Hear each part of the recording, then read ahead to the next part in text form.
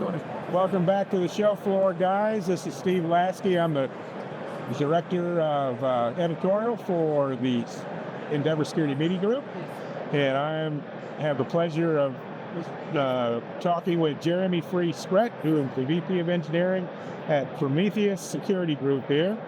And you and I just did a panel on Zero Trust, so we're going to be retreading some familiar ground here. But first question is, what problem in physical security made you guys realize a fundamentally different architecture was needed for what the industry is facing right now? Sure.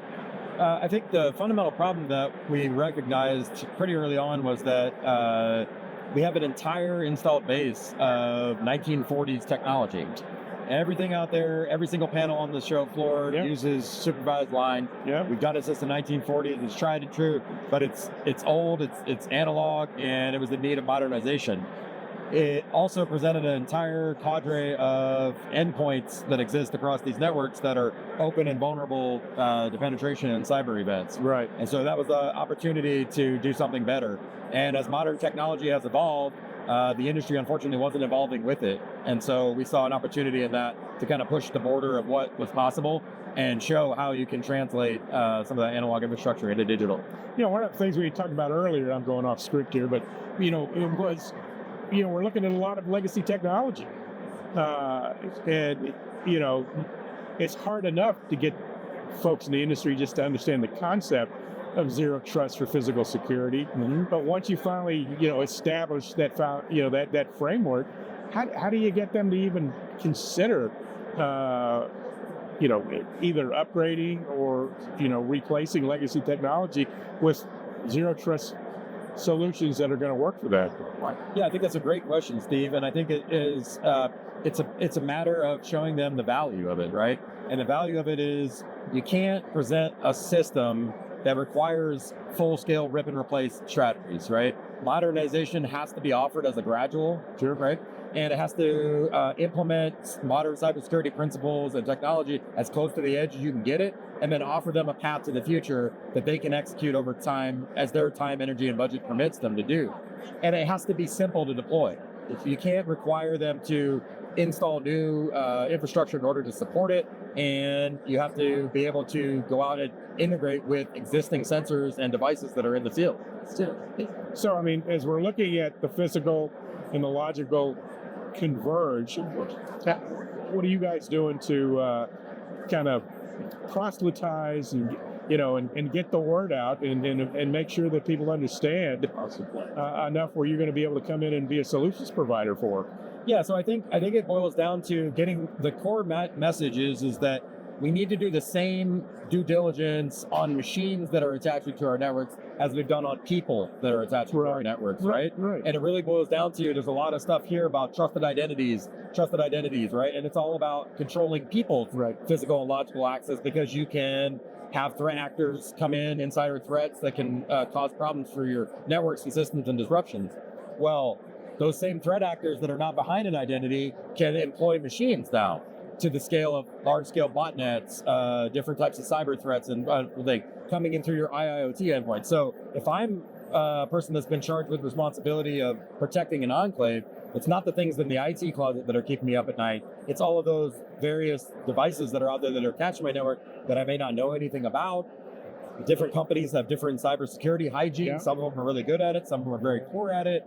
And it's a lot of variance. And I think it's time for us to do a better job at getting that variance under control. And it's going to have to be a stepwise refinement over years, right? It has to be a shift in a mindset to say, hey, there is an option for me to do better, and I should do better.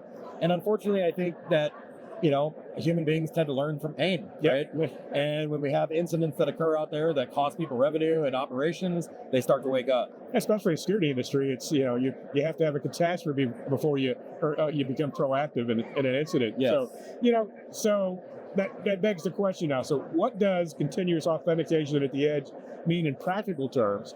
And why isn't traditional access control and video infrastructure sufficient enough in a zero trust world?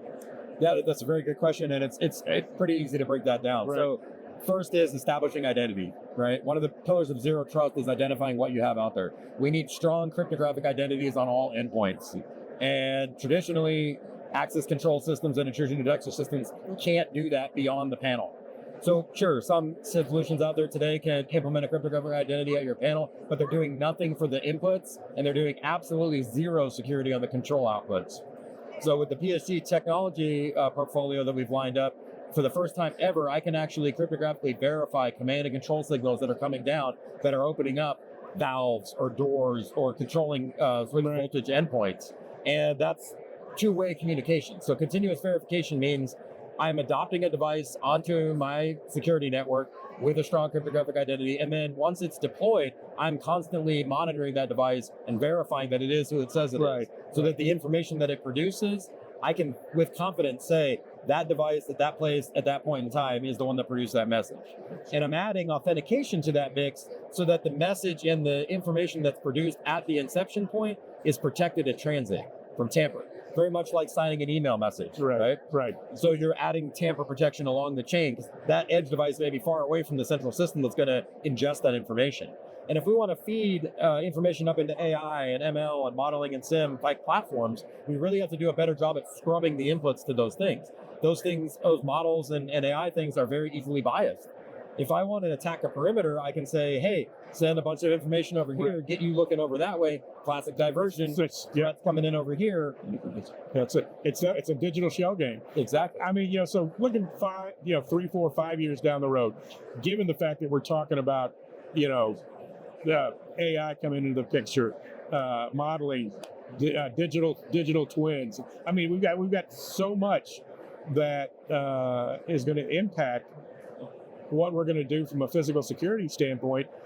How do users, integrators, consultants for that matter, wrap their head around all these new things that are migrating technology at such a rapid pace where we're going to be able to, understand and use the zero trust foundations?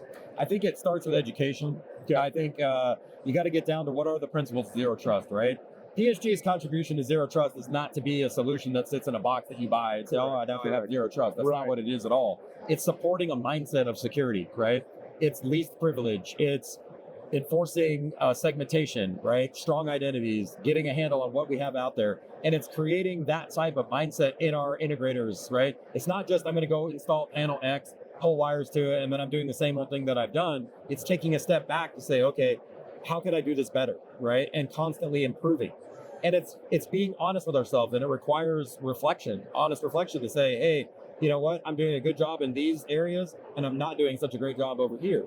And the not such a great job over here becomes my next priority for things that I'm picking up. That's really what a zero trust mindset means. It's continuous improvement. It's continuous process. So you need that feedback loop of evaluation to come back in order to improve. And that, I think, is if I was starting my career today, that's the kind of mindset that we need to be instilling in those integrators, is looking for, asking the questions, asking the hard questions of the vendors. Hey, you haven't revved this firmware in 7 years. Why is that? It's a big pull. It is. It's a big pull. It is. So what do you want folks that are coming by the Prometheus booth to take away from this show? What's the message you want to leave them with? I want to leave the message that zero trust is possible for physical security equipment, and I want them to understand that it doesn't require you use the PSG stack in terms of our full software and complements. Right. We've built this with the idea of integration in mind, right? We are not going to be all things to all people. Right. We have our niche in the world that we execute very well in.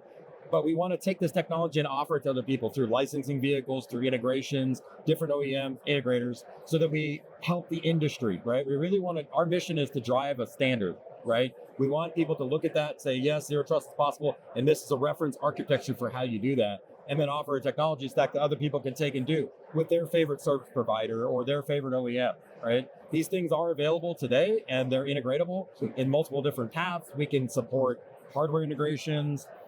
And as passionate as I am about security, Steve, I want people to understand and really walk away with, it's not that I think that's going to sell it. It's the economic profile. Not only can you do better security with this technology stack, but you also get massive increases in density and massive simplifications in wire and infrastructure. And that, to me, that's the most important takeaway right there, I think.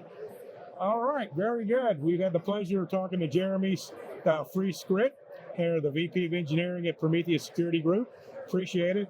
I would recommend, if you're trolling the show floor at ISC here in Las Vegas, is you come by, talk to Jeremy. If you don't know what Zero Trust is, you better find out quick, because if you're either an integrator or an end user and you don't know what it is, you're already behind the curve. So again, appreciate it, and we'll talk to you soon. Thanks, Steve. All right. We have a Zero Trust implementation guide, which covers the integrator, the OEM, the end user, and the A&E.